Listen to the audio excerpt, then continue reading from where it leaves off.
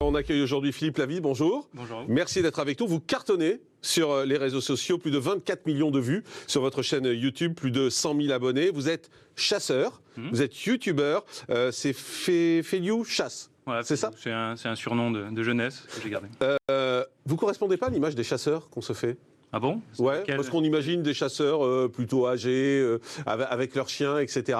Vous vous présentez bien, vous avez l'air sympa, on vous imagine pas en train d'aller tuer des animaux? J'espère que c'est pas à dire que tous les chasseurs ne présentent pas bien. Non, moi c'est pareil, j'ai mes chiens d'habitude, mais on sait utiliser les outils modernes de communication, on sait être tout à fait humain et je veux dire adapté à la vie en société. Mais ça, oui, bien sûr. Mais ça veut dire que vous êtes fier d'être un chasseur? Ah bah extrêmement, c'est ma plus grande fierté.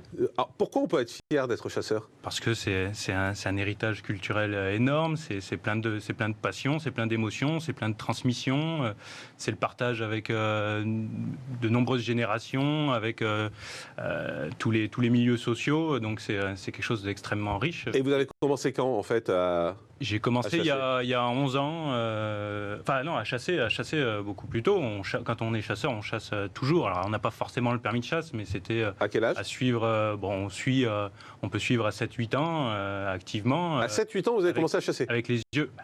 On se considère chasseur. C'est-à-dire chasser, vous venez pas, c'est pas binaire du jour au lendemain quand vous avez acheté votre permis, votre validation annuelle.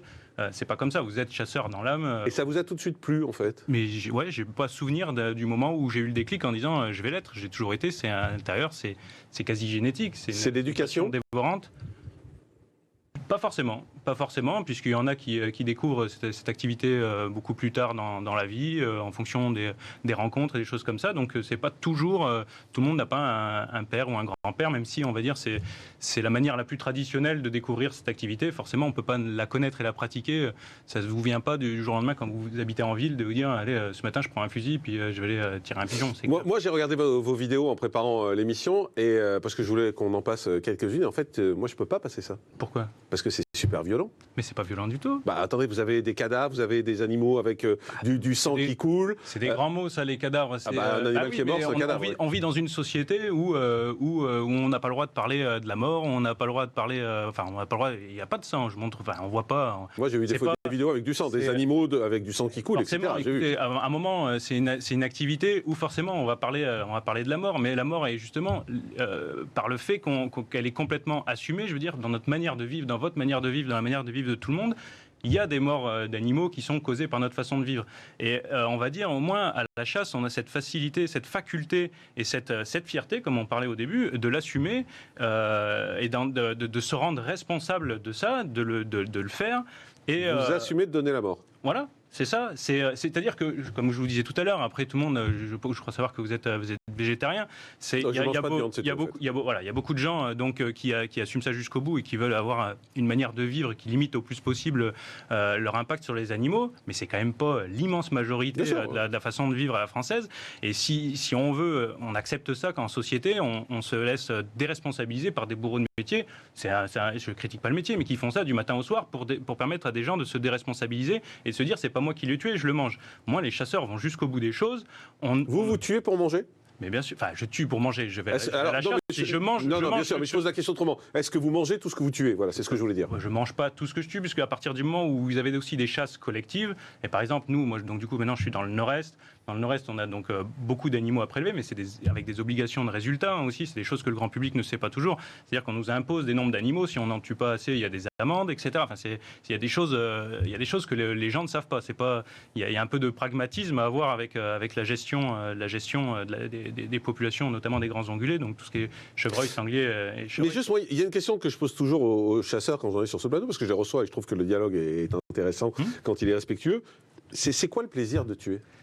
Alors, le plaisir de tuer, ça a été, je pense, la chose la plus compliquée à expliquer pendant des années, parce qu'en fait, la vraie réponse, c'est qu'on ne devrait pas avoir à l'expliquer. Moi, ce que j'aimerais que les gens expliquent, c'est pourquoi ils ont arrêté à la limite de chasser. La chasse, elle a 4 millions d'années. Ça fait quoi? Ça fait... parce qu'on s'est civilisé, peut-être? Parce que nos sociétés ont évolué, on est devenus plus civilisés. C'est toujours civilisé. Je veux dire, à chaque moment où, si on avait donné la parole à ceux, si cette interview elle avait eu lieu il y a 300 ans, ils se sentaient plus civilisés que la fois d'avant. Et aujourd'hui, je ne suis pas sûr de quel droit on pourrait critiquer la manière dont a été gérée la chasse, qui est à l'origine de la communication, de l'art, de tonnes de choses, de notre hauteur, de cette civilisation-là. Il n'y a pas quelque chose de malsain à donner la mort ? Mais donner la mort donner la mort. La dernière fois, j'ai lu qu'on n'avait pas le droit d'écraser un moustique puisque c'était une femelle et qu'elle allait donner à manger à ses jeunes. Vous avez bien compris que c'est pas la question. Oui, non, mais voilà. Donc on la donne en permanence. Quand vous habitez dans votre maison, vous prenez la niche écologique, vous êtes sur la place d'animaux qui auraient pu y vivre. On a dans la manière de vivre en permanence, on impacte des animaux, on impacte l'écologie. Mais ça sert à quoi de tuer ? Mais déjà, d'une part, il y a une demande sociétale là-dessus. Ça reste une mission de service public aussi, de par la régulation. La régulation ne justifie pas tout. Hein. Attention, on ne se lève pas le matin en disant je vais réguler, on va à la chasse, clairement. Par contre, du coup, à partir du moment où tout le monde tue ou cautionne la mort, on mange des animaux, moi, je suis désolé, je travaille en circuit court, je sors avec mon fusil sur l'épaule et je vais chercher ma nourriture. En même temps, je peux ramasser 3 cèpes et on appelle ça prélever. J'aime pas beaucoup le mot. Nous, on tue des animaux et on les consomme après en circuit court. Pas d'antibiotiques, pas de grands transferts. Mais c'est un plaisir d'armer, de viser, de chasser, de tuer. Ouais, je vais vous l'expliquer. Le plaisir, j'y ai réfléchi longtemps et en fait, ça n'est que ma propre interprétation. Je suis un scientifique aussi à la base et je vous dis, la chasse, elle a quand même 4 millions d'années. 4 millions d'années, vous savez que tous dans votre vie, vous avez une partie d'inné et une partie après d'éducation et d'évolution en fonction de la vie de tous les jours. Mais par contre, la part de l'inné, de l'héritage génétique, elle est énorme. Et vous imaginez que pendant 4 millions d'années, ce ne sont que les meilleurs chasseurs qui se sont reproduits, et la joie, le bonheur d'arriver à réussir un acte de chasse, c'est-à-dire de courir derrière un animal, de le leurrer, de l'attraper, d'en faire le sien, c'est ça l'acte de chasse. Si vous en lisez la définition, c'est pas de tuer, mais c'est d'essayer de se l'approprier, de combattre à armes égales à l'époque de la.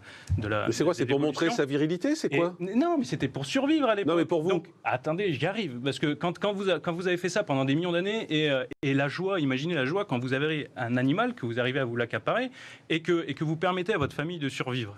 Et vous imaginez ce plaisir. C'est pas votre cas. Mais ça reste en nous. Ça reste en nous. Moi, et donc, vous c'est vos instincts primaires qui remontent. C'est des instincts primaires dans le bon sens, dans le sens des racines, des valeurs, de ce qu'on a toujours. C'est ce que vous voulez véhiculer à travers votre chaîne YouTube. C'est justement ces valeurs de la chasse. Ces valeurs-là qui sont. La chasse, c'est une passion de passion. Elle est divisée en de très nombreuses passions. C'est celle des chiens, ça peut être celle des Moi, j'adore les chiens, j'aime pas la chasse. La transmission.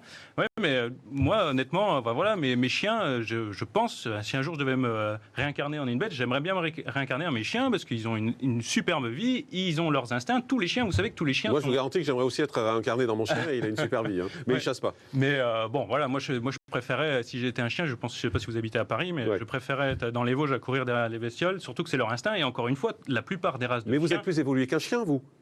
Et puis non, mais vous dites, je dois cracher sur mes racines et sur mon instinct. Vous dites le chien c'est son instinct, mais vous non. Mais bien sûr que vous êtes posé, vous êtes civilisé. Pas parce que vous l'avez perdu ou que la plupart des gens. Mais non, mais on ne vit pas avec ses instincts. On est dans une société civilisée avec des règles. C'est pas l'instinct qui nous domine. Mais les règles justement. C'est les règles de la société et c'est ce qu'on pense et c'est ce qu'on ressent. Les règles de la société, elles nous ont permis d'encadrer. La chasse est très encadrée. Il y a 340 pages, je crois, dans le code de l'environnement. Quand vous revenez à l'instinct en disant c'était primaire, c'est avant on adorait faire ça. Vous êtes plus évolué qu'un homme des cavernes. Mais tant mieux, mais il faut savoir prendre le meilleur aussi de toutes les générations. Il y avait des choses de toutes les époques de l'histoire. Et ça, c'est le meilleur.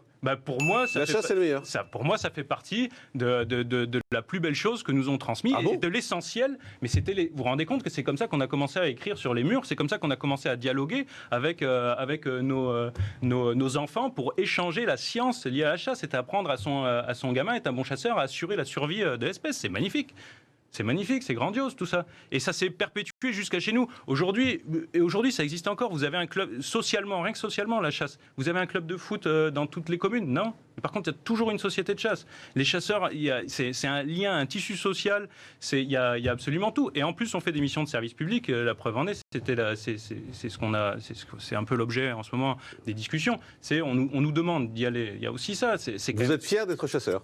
Extrêmement. Je ne sais pas si vous avez des enfants, mais vous aimeriez qu'ils soient chasseurs ? Je le souhaite au plus profond de moi. Je leur laisserai le choix, évidemment, mais ils seront fortement... en tout cas, ils seront initiés et je